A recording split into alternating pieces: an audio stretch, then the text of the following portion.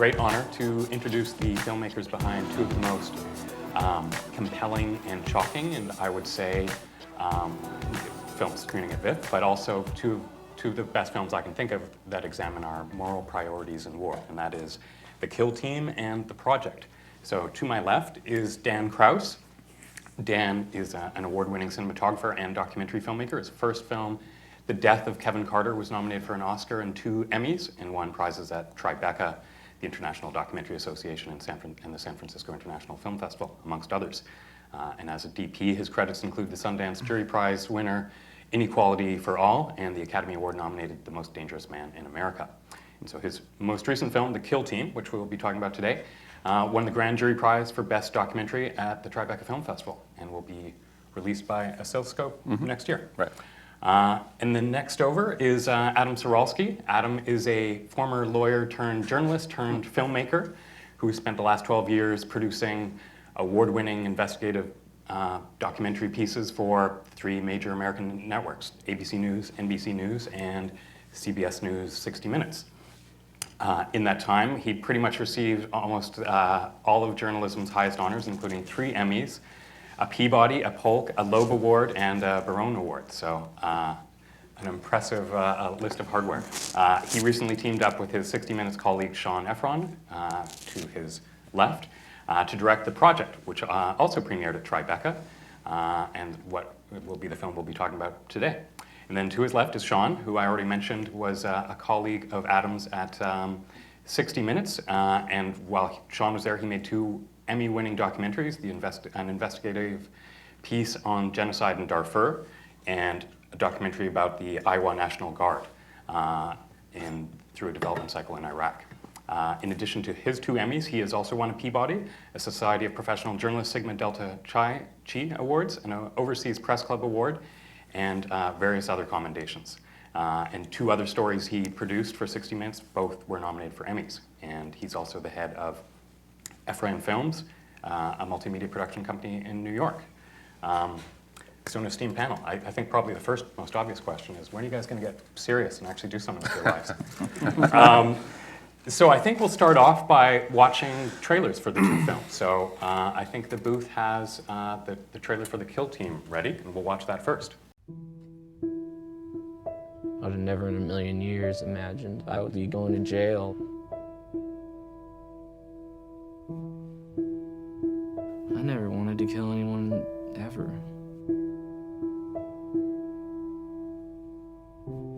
People in my platoon, they just changed. Something in them changed.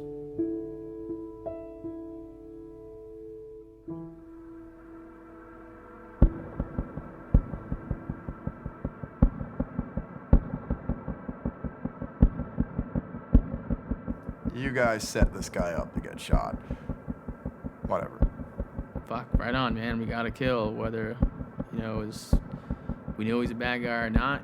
We were smoking, we were high, and Morlock's like, man, we straight murdered that dude. Why am I the only one that's not okay with this? Why is it just me?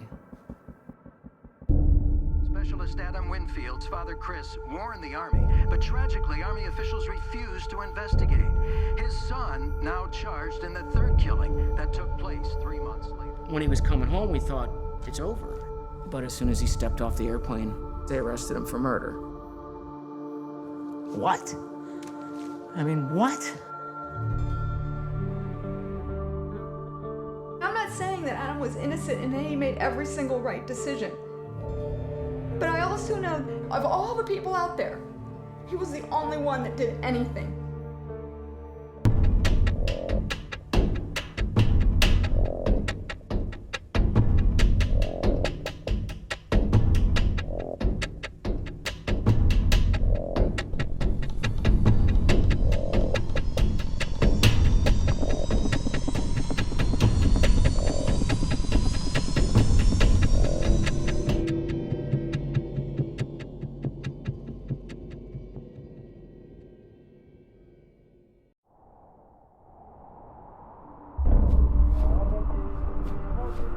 For the last 10 plus years, Somalia has been kind of a continuous loop Mad Max movie.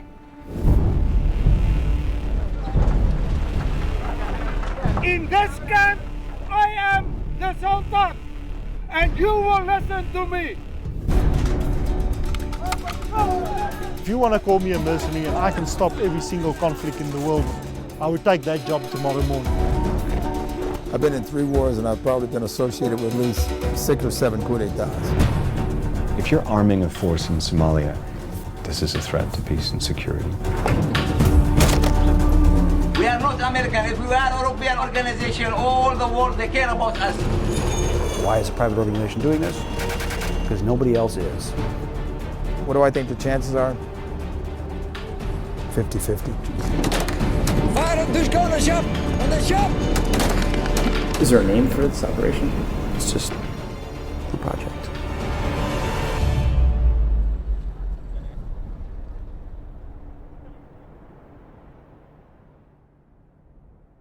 So Dan, what introduced the topic to you, and why did you want to tell this story? Well, as you said, I read a fantastic New York Times Magazine article in the summer of 2011 about these cases, the Kill Team trials, that were still in process at that point, and it captured my interest for a lot of reasons you can imagine. I mean, there were very the crimes that were being discussed were of such a nature that you almost couldn't ignore them. But the thing that really got my attention was the description of Adam Winfield, who's the central character that you see in the film, as both a whistleblower and a murder suspect. And I just couldn't understand how he could, on the one hand, be accused of acting in the moral wrong, and then also be credited with acting in the moral right. What had happened? What was his journey? How did he became, to me, sort of emblematic of this gray haze that occupies the two moral poles, between right and wrong. He was stuck in the middle, and so I wanted to know more about him, and I thought this is really weighty and fascinating territory to explore as a filmmaker. And so that's how I came to the story. So then I basically made an introduction. I introduced myself to their attorney by way of their, they had a website that they had set up in support of Adam, and I sent a note through that channel, and eventually got in touch with their defense attorney, and then that began a weeks-long negotiation for access, which I can talk at length about if that's of interest, but that was sort of how we got started. Okay. And Adam and Shawn, how did things start? I know there's a Vanity Fair piece that first introduced the project to you. I'm a contributor to Vanity Fair, and I had written a piece, I guess in January 2010, about Eric Prince. It was the first big interview with the founder and owner of Blackwater. And in the course of writing that piece, I had learned that he had this idea of putting together a team and to go in and deal with piracy comprehensively, a ground-based solution in Somalia. It's an idea he had kicked around at Blackwater, and this was right about the time he was selling the company, so he was looking for the next thing to do, and I thought, wow, this sounds like could be a movie, could be television, I wasn't quite sure. So I called my old friend and colleague, Shawn, who our wives refer to us as Dumb and Dumber. And we went to a meeting in Geneva with this rogues gallery of characters who were at that point spitballing what to do. And we pushed for access, and in much the same way that Dan did. We got the Heisman, as they say in America. They just put their hand in our face and said no. And we just kept pushing and pushing, and then I think at some point we just stopped asking, or we annoyed them to the point where they just let us in. No, I think that's exactly right. I mean, it came out of an article that Adam wrote, and it seemed like something that was going to be very interesting and extremely high stakes, and had a built-in narrative arc. Clearly, we could see that there was going to be a beginning and a middle and possibly an end. And also the kind of thing no one else had ever seen before. We didn't believe anything like this had ever been done before, and certainly not been filmed. So it seemed like an opportunity to create something new. So we turned on the camera, and then everything changed. And what was it, I mean, For you, Adam, as somebody who had written a magazine piece that had been about Blackwater and things, I mean, the investment of time and energy and everything that you put into a magazine piece is a certain ratio in terms of the output, how many people read it compared to a movie. I mean, a magazine article in Vanity Fair will be read by millions of people, or even more than that. And whereas a documentary feature, only a certain crop of features end up being seen super wide, yet the risks are higher. I mean, going to the Moog and risking life and limb is a whole other kind of process than doing the investigative work on a magazine piece. Was that something that you thought about as you were making the choice or making the film? I never thought about the numbers, or I don't think we ever discussed how widely it would be seen. No. And we'll talk about this if people are interested, but this really was a kind of a series of revelations of what this was going to be. It sounded in the beginning like absolute folly, putting together a mercenary army to go whack the pirates. And in the course of making the film, a lot of things happened.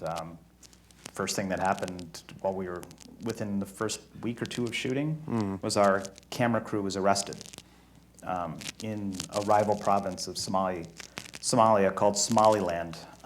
And they were charged with, as a lawyer it sounds a little strange, the crime of impersonating a camera crew. So that was a daunting, at that point we had no idea where it was going to go. Yeah. That was the very beginning. And who, in terms of the people that actually appear in the film, who was the first person that you kind of made contact with? Eric Prince. Eric, of course. Yeah. And how did he respond to the idea of you guys making a movie? Interesting. I think he was a little more responsive than, let's say, Lafrasse Luting, who was the head of executive outcomes. They had had a very, very bad response to their actions in the 90s in places like Angola and Sierra Leone, and we can get into the history of that if anybody's interested, but he was very skittish about being covered. Eric, on the other hand, had really come out of what happened in Nisour Square in 2007 as a believer that had there been video cameras there, that there would be a very different debate, because all of the Blackwater vehicles, and I discuss it in my Vanity Fair article, but all the Blackwater vehicles in Afghanistan were kitted out with cameras everywhere. But for reasons that are hard to explain, the State Department didn't allow that in these, what are called bullet magnet Suburbans in Iraq. And so he was receptive. Didn't love it, but he was more receptive. You mentioned something interesting there. You talked about these vehicles that are kitted out with cameras and stuff, and that seems to be an interesting development in the modern age, that now there's cameras everywhere. People are documenting things constantly, and I know both films rely on acquired footage that you guys didn't shoot yourselves, but that was in the situation that you could never, because you were involved after the fact. So what's it like, and Dan, maybe we can talk to you first. What was it, as a filmmaker, to use imagery, and especially yourself with a background as a cinematographer yourself, how does it feel where you're using footage shot by the subjects, essentially, out of necessity to tell the story visually? Is there anything that's feeling compromised because now the subjects are actually creating images? It was the opposite, actually. It wasn't a feeling of compromise. It was a feeling of liberation or empowerment. I mean, I had this incredibly valuable material. I mean, this was the real thing. There was nothing. I mean, far be it from me to sort of, reenact visually some of the events of this story. I had actual material from the guys who were there, and that to me was a gold mine. I mean, I was thrilled to have access to that material, and I think it just elevated the import of the film. So no, quite the contrary. I didn't feel compromised in the least, except I felt mildly exposed legally, but from a creative standpoint, it was terrific. Do you think was that something that was necessary for the film to be manifest? Like, if you didn't have that footage, would have been limiting to tell the story? It would have been very limiting. I mean, I think this is a film about events that take place in Afghanistan. We need to see Afghanistan. That material was always essential for the success of the film. There's no way to make the film without seeing getting a flavor for what these guys experience themselves, and what better way than from their own cameras, as opposed to using sort of generic, material from the archives of, CBS News or something like that, which could, depict any incident. And we've seen a lot of this footage used, and it's powerful. But knowing that this material came from the guys that we're seeing on screen that are telling the story, as I said, elevated the kind of the intensity in the telling of that story. It's interesting to think what will happen in documentaries in the future now that everyone has high-grade camera recording equipment on them. I mean, same thing. You guys were able to get incredible in-situation footage in Somalia. Was that I'm curious, was that something that was also part of you guys making the decision, like, okay, we have this footage so we can tell the story? Because often if you're telling a story about something that's already happened, you might be limited, and you might, James Marsh is a filmmaker that's made a career of making films about stories that happened years before, but he uses recreations. Probably you couldn't do the project with recreations. So did you guys have to find out that this material existed before you knew you were going to make it? No, I think that, but I think there probably would have been a way to make the film without some of the material that we got. I mean, but we had access to it. I think it's incredibly exciting to look through footage that's real, that's shot by someone who's not trained, and there's excitement in that, in the fact that the camera's going around here and that he's not holding it properly, or he's not using a tripod or a shoulder brace. I remember when we first got the footage of a rescue of a pirate, of a ship that had been hijacked by pirates. We were looking through it in the office. I'm going, this is unbelievable. And it was so exciting to watch it unfold in real time, shot by a guy who was there, who was not a cinematographer, who was more worried about his men and being shot than actually filming. So I find, I'd have to agree. I think it's almost limited. It's almost liberating to work with footage that's shot by people who are involved. Yeah, if I could just add to that, just creatively, when you're in post-production, there's an incredible thing that happens when you have these textural shifts between, really shitty footage and really glossy, kind of high-grade footage. Alternating between those textures artistically is kind of, as we've bandied around this word, liberating. I mean, it really is sort of. You're hungry for that. You want to have all those textures to play with. You don't want it to be all glossy or all rough. You want to have, a full palette to paint the picture. So it's incredibly, it's a gift to have that stuff. Now, at what point did you guys get Roger Carson's footage? Like, did he? When you see the film, you'll find that there's one guy that's involved overseeing, one of the mentors of the Puntland Marine Police Force, who's an American, and it seems like he's video blogging, and he's talking to, I don't know if it's a camera phone or what. And so he's kind of one of the personalities you'll meet in the course of the film. Was he recording that for you guys or for other purposes? He was there Roger had spent many years in Afghanistan as an advisor to the four-star general in charge of McChrystal, and then Petraeus. And he left, as he says in the movie, his background is in counterinsurgency, and so he wanted to see, instead of doing big war, what it was like to do small war, whether the PMPF, the force that we follow, could work. You could really use the lessons learned from Afghanistan and apply them in Somalia. So he was going over, and we gave him a 5D camera, and he also took an iPhone, sort of depending on the situation. When things got really hairy, he started using the iPhone because it attracted less attention. And we have a clip that goes into that, but it was, I think, technology, interestingly enough, I don't know how you feel about it, Dan, but with the 5D, people don't see a big camera. They think you're there as like a tourist. No, I'm shooting my next movie on Google Glass, so no one will know I'm doing anything. And yet, in the case of the project, I mean, the presence of Roger's camera becomes a story point, becomes an issue for the people that are on the other side of his lens. How, that's an interesting case where the camera is affecting what's happening because that became inflammatory to the other soldiers. Yes, but what they say at the outset of what becomes a mutiny in the film is stop what you're doing and the camera's rolling. So they were, I think it was almost a moderating thing at the beginning, and then ultimately it was used to identify the murderer. So it wasn't, I don't think it was a forcing function. It didn't, the mutiny didn't happen because of the filming. We know, based on tons of interviews, that they had a plan in place to kill one of the mentors.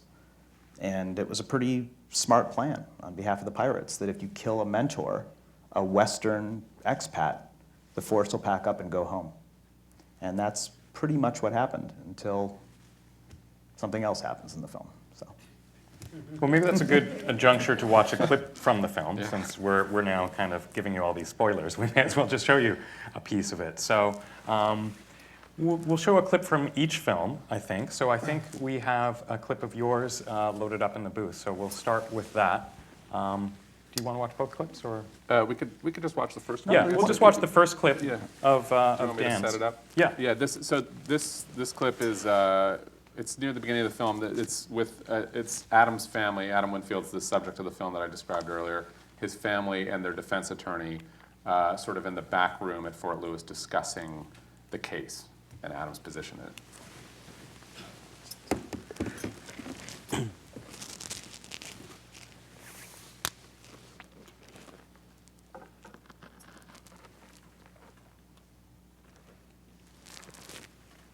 There are certain facts that are not in dispute. You have dead guy, two people within 15 to 20 meters pointing their gun at this guy, unarmed civilian, and he's dead. Why is that?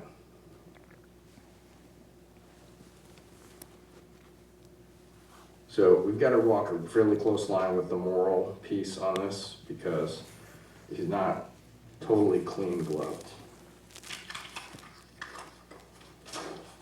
I guess I'm looking at it from a different perspective. To somebody who's looking at it in a vacuum, they've got to decide, is it more likely than not, or beyond all reasonable doubt, that this guy on that day knew what was about to happen and participated willingly? And while we have the lights, it looks like we're going to the next one. Yeah, and while we have the lights dimmed and all of you ready for watching stuff, we'll watch the other clip from the project. Is the mutiny? Yeah, okay. Do that. Is that clip one? Yes.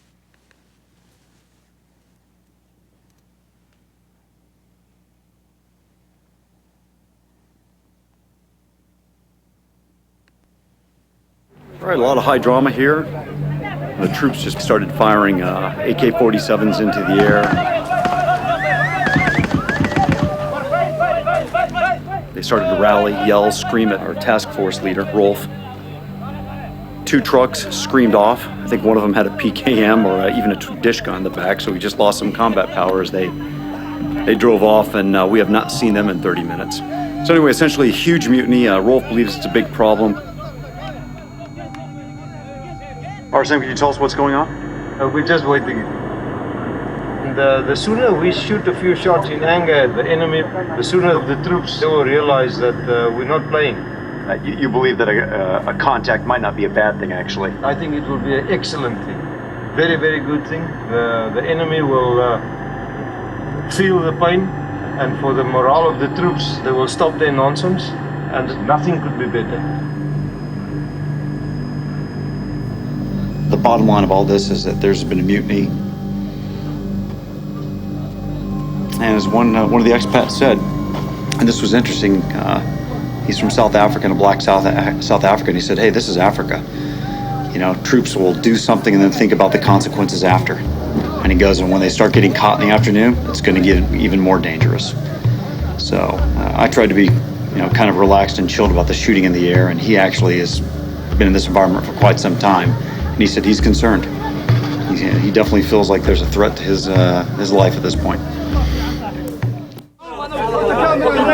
Stop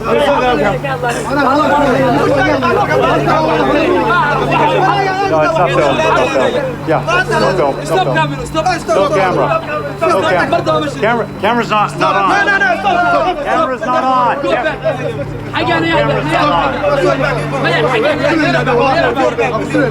Guys, calm down. Camera's not on.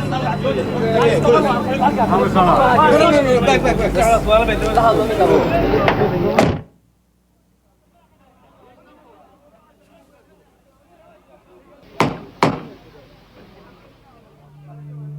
There's more to go here. Still playing. I'm just going to pause it here. Yeah.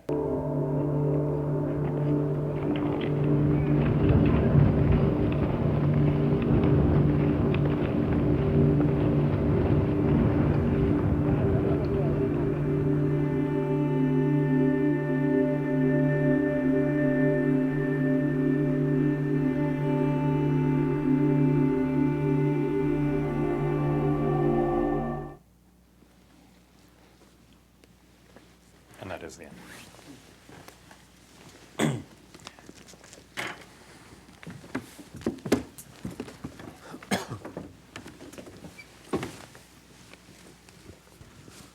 The effective use of black created confusion.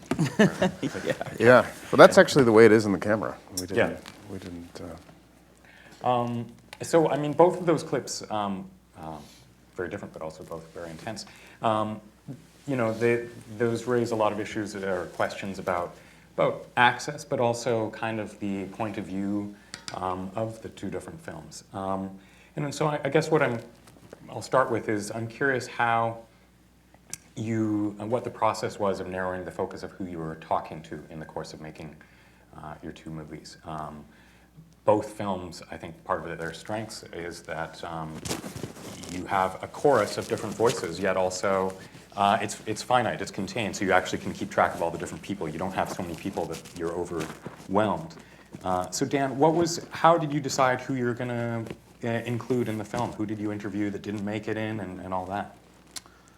Well, what you don't see in this clip is that there are, as you point out, sort of a chorus of voices that all contribute to the telling of the past tense story in Afghanistan. That actually, when we see the second clip, you'll see a couple of those voices.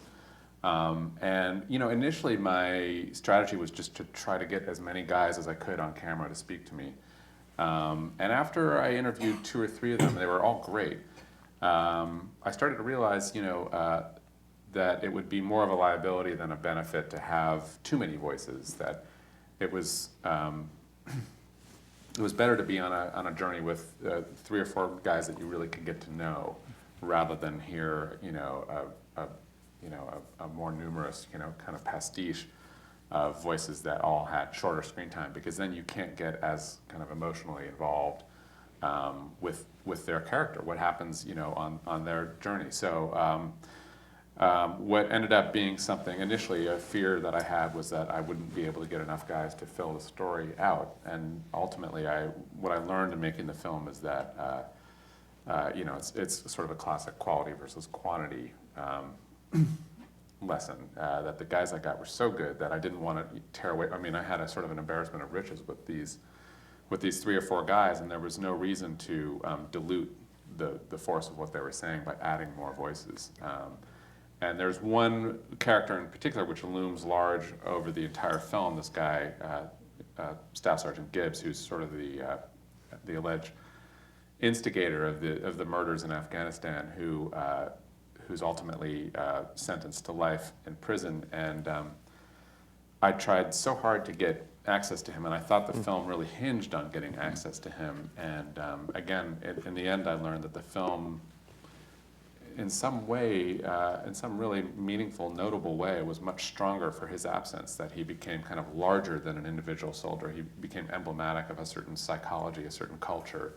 And so to me, it was a big learning experience to realize that sometimes, you know, the ellipses that come in sort of the black space where you don't have something are actually more powerful than having the thing that you're trying to get. That makes sense. He's almost like an antagonist MacGuffin. Like, you don't actually need to see him because he looms large. His presence in the film, he's terrifying, and yet Yeah. we never even meet him. Right. But just because of the testimony from others, and Yeah, it becomes mythic.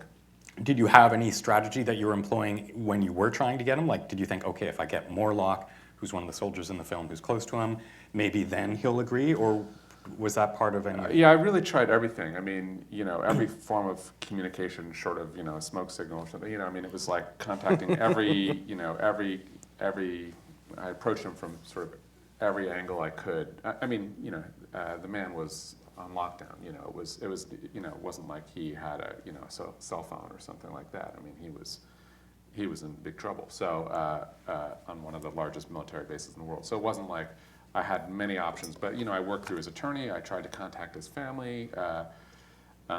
They just weren't having it. They just didn't. There was nothing. There was no. What could they say? Yeah. I mean, there was nothing that would help them.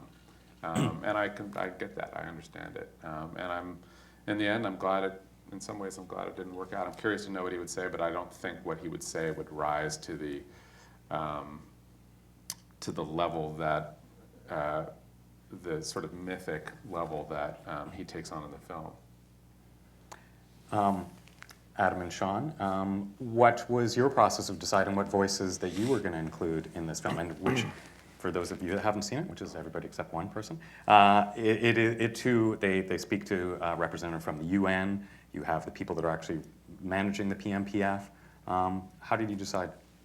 I think we may have a different answer on this, but I think our guiding principle, having come out of television, and especially 60 Minutes as a guidepost, we were very much against putting anybody in this film who was a talking head. We were just dead set against it. We wanted this to be a verite film. And some of the subject matter, when you get into mercenaries and these kind of, transnational threats being addressed by non-traditional actors, that's the kind of thing where if it was on cable television, they would put up a talking head from the Brookings Institute or Hudson Institute. And we heard some of that reflected in the audience. Well, why aren't we hearing about how mercenaries are evil? Well, that's because that's a talking head point of view. And we were just dead set against that. So there's nobody in this film who didn't have an active part in the film. And that's just a function of who we are, I think, as journalists. I think we have the same answer. We didn't want everybody who was going to be in our film had to have played a role in the outcome of the film. And also to the point where, I'd said before, our camera crew was kidnapped early on, and so to some degree we were part of the story, and we made a very conscious decision not to make ourselves part of the story and tell that whole scene of a 2-week detention. Actually, with the assistance of the UN, was very much involved in keeping our crew under lock and key. So we argued whether that was relevant, and our feeling was the movie wasn't about us or what we went through to make the film. It was about what the hostages were going through and this crazy idea about how to rescue them. Was there an equivalent for you of Staff Sergeant Calvin Gibbs in Dan's film? Was there anybody you didn't get that you wanted? Yes, the pirate king of Somalia, Issa Euler, who... What did his lawyer say? His lawyer, I mean, boy, you...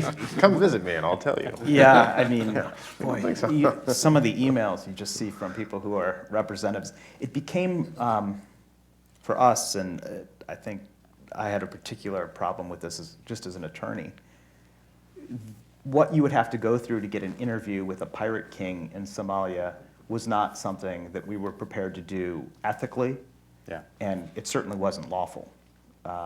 Because of the sanctions regime, because of US law, it's not very interesting, but there's a very large and wide treasury sanctions regime prohibiting transferring funds to certain Somalis and certainly people who are involved in piracy. We were just not willing to pay somebody's representative to get the interview.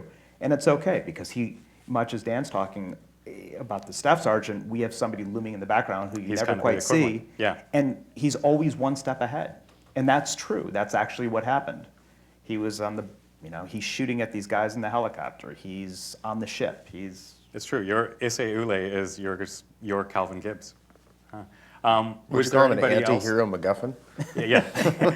if not Issei Ule, was there anybody, say, from like the Somali side? Like, were there any Somali soldiers that you had spoken to in the course of the making the film that aren't in the cut? Because I know there's one American Somali soldier that has a little bit of screen time and speaks, but there's not too many other isolated individual ones. Sure. I mean, I think we could have used more of the soldier that you're speaking of.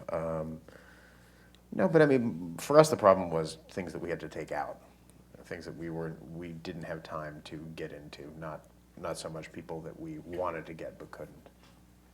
Some of it, from some of the Somali stuff that we did cut out, also felt a little jingoistic. It was about, we love the force. It didn't work in the way that we wanted it or needed it to work. Were there things you guys cut out of making this piece as a feature film that would be different than what you would have cut out, say, making a piece for 60 minutes? How is making a feature doc different than what you guys have done in the past? It's funny. We've talked about that quite a bit. I'll let Adam take that one. Thank you. This was for us, I think, a unbelievable clash of cultures. We had spent a lot of time, covering wars and going to a lot of places and doing a lot of crazy things. But when you go and you do a piece for 60 minutes, they say every piece is an audition. You may have a contract, but if you don't come back with the story, you might as well not come back. So we had always been operating under these tight timelines with correspondents who were the best in the business, who had very, very strong demands, and you always had to come through. And when we started making this film and working with people who are in the documentary community, who are remarkably talented and brought a whole new skill set, we weren't prepared for the idea that there are really no deadlines, and they kind of one day drifts into the next. And we very much saw the Tribeca Film Festival as a forcing function. This thing could have gone on forever. We opened the film up twice in post. Once when there's a rescue of a ship, and the second is when there's a release of 2 other ships. So, yeah, I mean, I think it's just mostly a question of speed. That we were used to working very, very fast, putting things together quickly, and having to make really tough decisions about what stays in. I mean, television, especially 60 Minutes, is a minimalistic art form. You cannot afford the time to have syllables that don't propel things forward. And I think we were quite accustomed to making really tough decisions about what comes out, making those decisions and moving on. And I think, having a longer amount of screen time to play with was exciting, but also presented problems that we hadn't been used to in the past. Shawn implemented something called the 10-minute rule. Yeah. Where there were people who just wanted to litigate this stuff in the edit room. Well, we should think about this. No, I mean, we made a decision. You have 10 minutes to litigate this thing, and we don't want to hear about it again. And that was but in the end, I think it worked well for us. We learned a lot from the people who came out of the documentary community, and they were shocked and appalled by our deadlines. It's interesting, the idea of deadlines and timelines when making a documentary, because often you don't know when to cut it off. Like, the story it's real life. It can unfold, and there can be a new act break next month. So I know there was a great piece in the Globe and Mail, our national newspaper, a few weeks ago about Alex Gibney making The Armstrong Lie, and how he was making one film, and then suddenly it all comes out, the guy's a liar. And he's like, okay, the whole film has to be basically scrapped in a page one or frame one re-edit.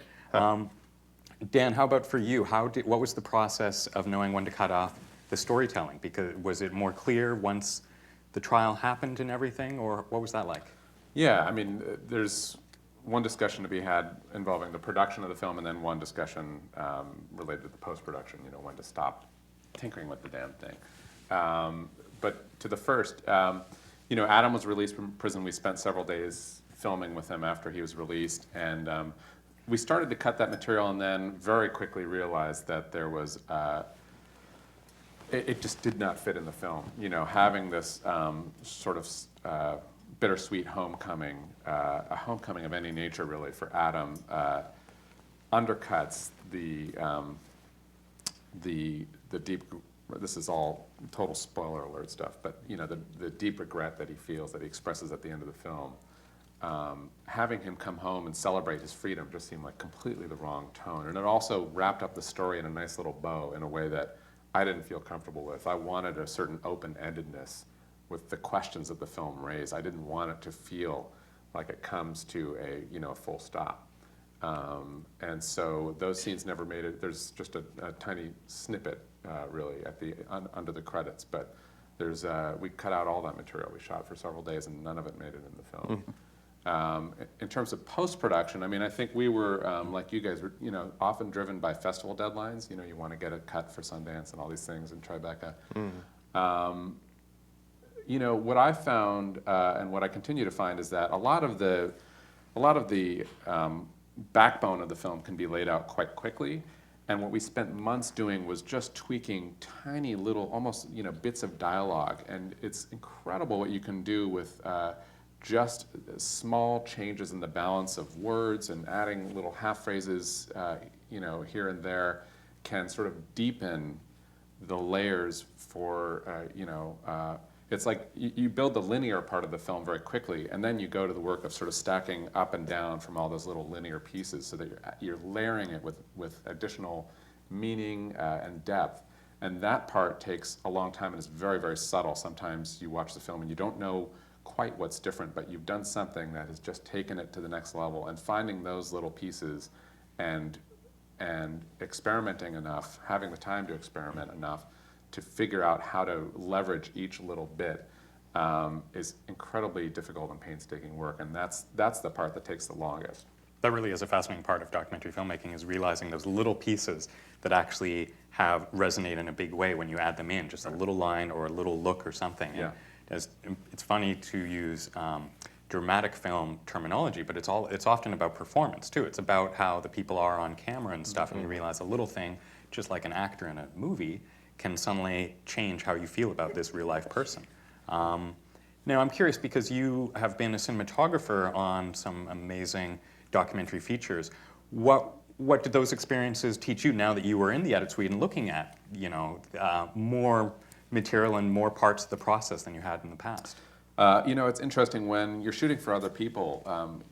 You have a sort of myopic focus on the craft of, in this case, cinematography. So I'm, just really, literally focused on the work I'm doing, right? And I'm just trying to make everything look beautiful and get coverage so the editor, back in New York or wherever, is happy. And that's my only job. When I'm making my own film, I'm wearing, I'm constantly putting on all these different hats, and I'm sort of managing relationships and trying to keep ahead of the story. And when I got back to the edit room with a lot of my own material, I found that, a lot of it kind of sucked, in terms of like the coverage. Like, there wouldn't be sort of the typical, library of shots that I would give to an editor to cut a scene. So, it was like, where was this cutaway? Well, I don't know. I was, Mom was crying in the corner, and I had to go talk to her. So it was that sort of, and this is why it's sometimes a bad idea for directors to shoot their own stuff, because you're being sort of pulled. Your focus, again, quite literally sometimes can be taken away from where it needs to be if you have to manage a relationship or sort of deal with an access question while something's happening. You can't send someone else to go shoot it, or someone, in this case I was very much forced to work as a one-man show because of the nature of the access. And in some respects it wasn't ideal. In other respects, actually, I think part of the reason people were so open with me was because I seemed so solitary. It was just, a guy with a camera and not a big crew.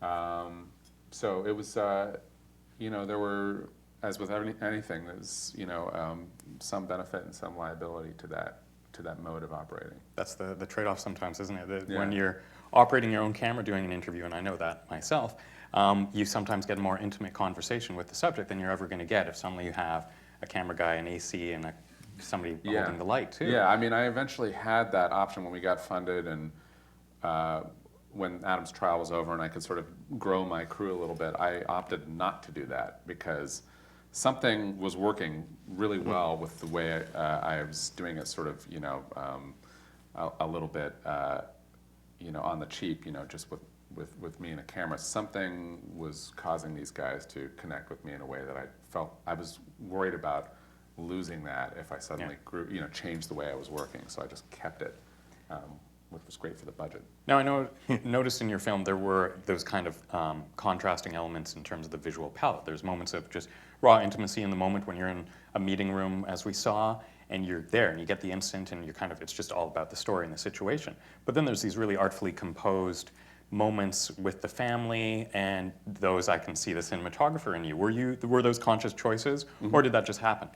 They were conscious choices. I made a conscious choice to shoot everything in the past tense in a very composed, kind of beautifully lit, stylized way, I guess for lack of a better term. And all the stuff that was in the present was all shot handheld and very kind of, much rougher in a way. Again, it's this idea of playing with different textures. I wanted the past to have a different texture, a different look and feel than the stuff in the present, because I knew I would be alternating between past and present. That was sort of, from very early on, the conceit of the film. So I knew that it would be helpful to have those kind of look and feel different. So I shot them purposely in a different way. And also, I really kind of embraced the sort of the pared down ethos of the production I described earlier, just shooting, by myself, and not worrying too much about producing it. In other words, not asking someone to stand up, and sit near the window so they would have better light. Just letting it be how it is, and if it looked like hell, then it looked like hell, but it was real. And it was in some ways a reaction to my prior work where I did tend to kind of overproduce things, and I think I was reacting to that. I wanted to try something where I was really just going to deal with whatever was being thrown at me. And also, as I described earlier, the nature of the access was such that I was just damn lucky to be there. And the idea of sort of like gilding the lily by trying to get everything to look and just be perfect was, unnecessary. I'm conscious of the time. I think now we have some clips to show, but we also should throw it to the audience to see if there's any questions out there. So, and a hand is up. So I think, do you guys mind if we just actually go to the audience and? Sounds good. Okay. Yes. We'll get a microphone to you actually, so we can hear you.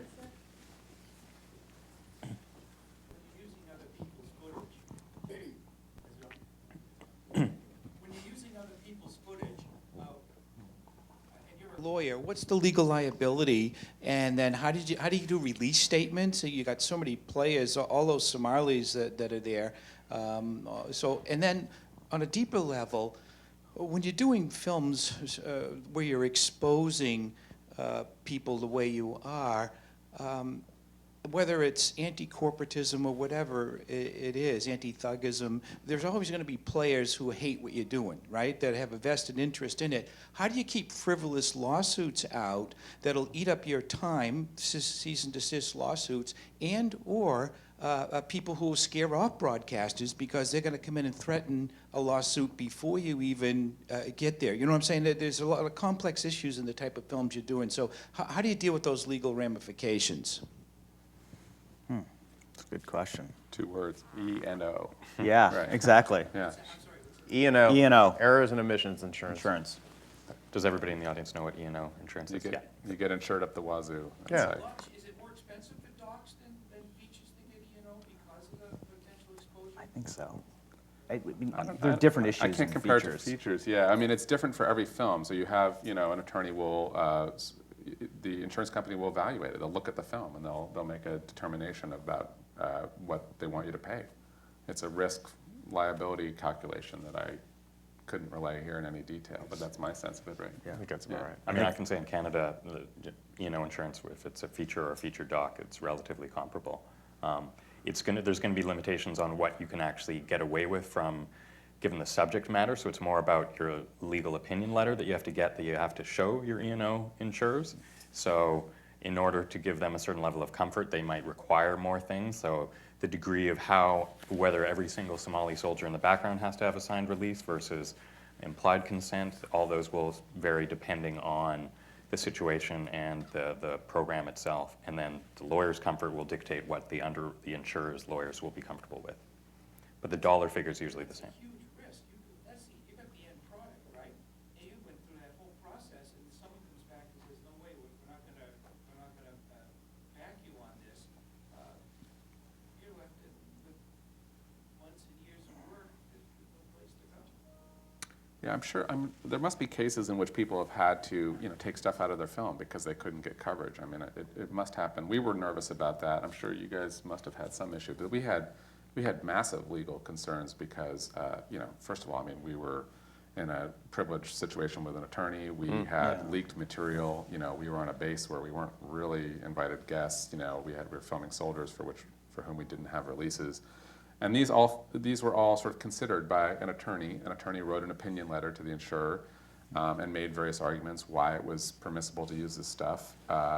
Some of it was fair use, some of it was implied consent, some of it is, there are various arguments you can make to settle the stomachs of the E&O folks, and we actually had surprisingly little friction there. I mean, there were a couple of questions that we had to respond to, but we were... So you both have distribution deals in place? I do. You do. We have stuff in place. I don't know that we're not in a place liberty to to talk talk about about it. it. But Are there any other questions? Yes. We'll wait for the microphone to get to you. This question's more for Dan. It seems that you had some really great access, especially in the attorneys' rooms and things like that. What sort of equipment were you bringing with you just to capture all of this? Well, I had, if you want to get technical, we can talk about the actual equipment. It was an F3 camera, which is like a, it's like a boxy camera, yay big. And you can make it big or small depending on what you put to it. And I chose to sort of strip everything off of it. So it was this tiny little box, and I actually had it in a little rollerboard suitcase so that I could walk onto base, kind of stroll onto base looking like anyone with some business to do and not sort of a camera guy or a filmmaker. And then you could take it out, and it produces, as you can see, it produces really lovely pictures. There's this new wave of 35 millimeter size sensors on camera, so it looks very kind of filmic, but the camera itself is not daunting or intimidating. It's only a box like this, and then a little piece of glass sticking off the front. So you can get away with. There's a huge bang for the buck factor, bang for the like volume factor with cameras now, and that was a big benefit in this case. I'm curious. You were talking before about kind of composing those really beautiful, artful images to complement the things that were a little rougher. I mean, nowadays there's the whole trend with hybrid documentaries where whether it be The Imposter is a great example, where it's documentary, but it's still, it looks like a David Fincher movie at times. Yeah. I'm curious for both teams, like, is that an area that interests you, getting into the, things that look arguably glossier than traditional images of documentary, or is there something about the roughness that you like and the immediacy of just doc-style verite? I like it all. I like cameras. I like great cameras. I like things shot on iPhones. It just depends on what it is and what the situation is, and the camera has to fit the situation. And as you saw in our clip, part of what was shown in the clip is shot on an iPhone, which is actually then blown up to get rid of the black bars on the side, because no matter how many times you tell him, Roger doesn't hold the camera horizontally. What's on his mind? I mean, He's only getting shot at, right? And I think it looks great, and I think it fits the moment. I mean, Roger's under threat. He's worried that he's going to not survive the next hour or two, and any way that he can capture that image, I'm all for it. But in a like what we saw in your trailer with the scene where you're coming up and you see the handcuffs and the guys looking down like this, whatever camera gear you use there, it certainly worked, and I don't think it was an iPhone. Yeah, it wasn't an iPhone. And I would second what you say in the strongest possible way. I mean, I think that, it's not about whether something looks beautiful or not beautiful. It's about what serves the story, and sometimes beautiful images serve the story. I've also seen tons of films that look beautiful and are completely vapid, and so what good is that? Yeah. The images always have to serve the story, and, you know, who cares what the Rodney King beating was shot on, right? I mean, Right. the thing is that it was captured on film in some form, and it has an incredible force because it exists. And sometimes that's all you can ask for, and sometimes it's better for it. You know, I always get sort of irked, actually, when films concentrate too much on the, you know, the smooth dolly shots and the beautiful lighting at the expense of great storytelling. Well said. And I think there's a question right here.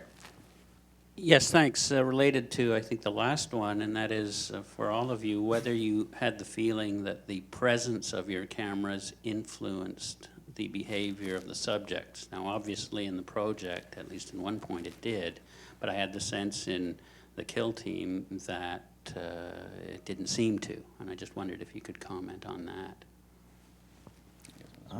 Sure. I think it was, you know, particularly with the mutiny.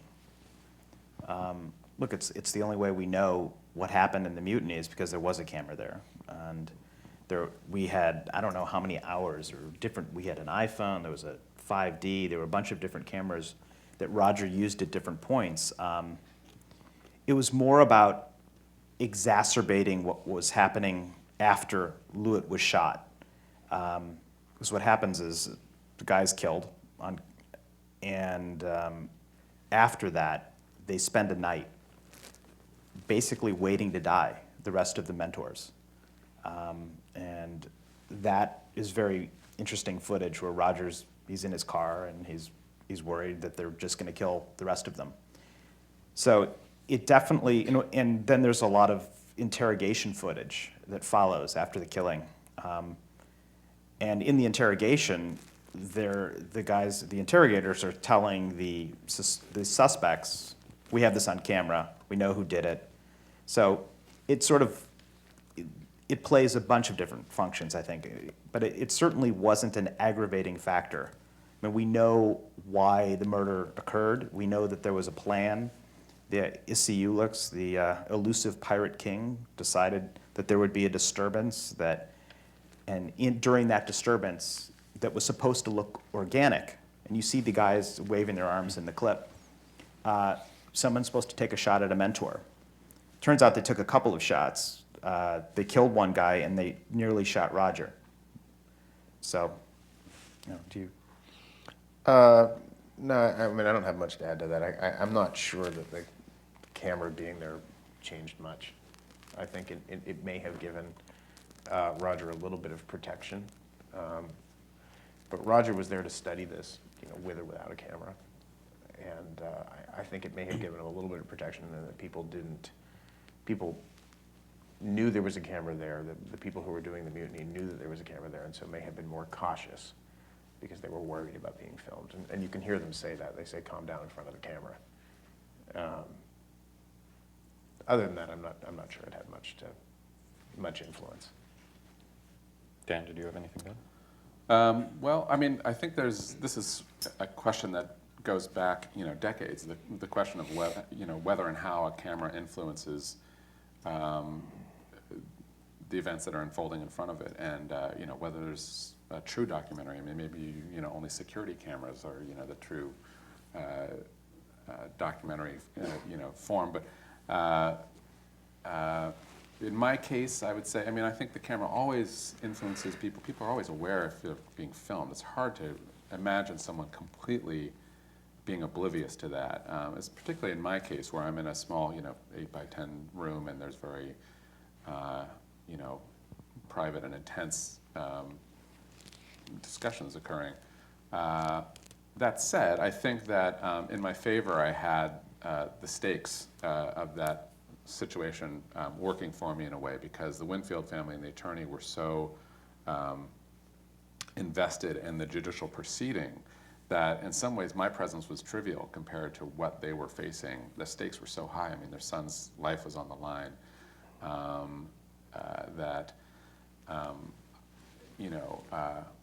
The fact that I was there didn't change the way that they were going to approach defending their son, and they were much more concerned about, taking the stand in the next few moments than whether I was, filming them or someone else in the room. So, I think I'd like to think that I was really sort of playing the role of the fly on the wall, but as I said, I think there's an older philosophical argument about whether the fly on the wall is a myth or it can be actually accomplished.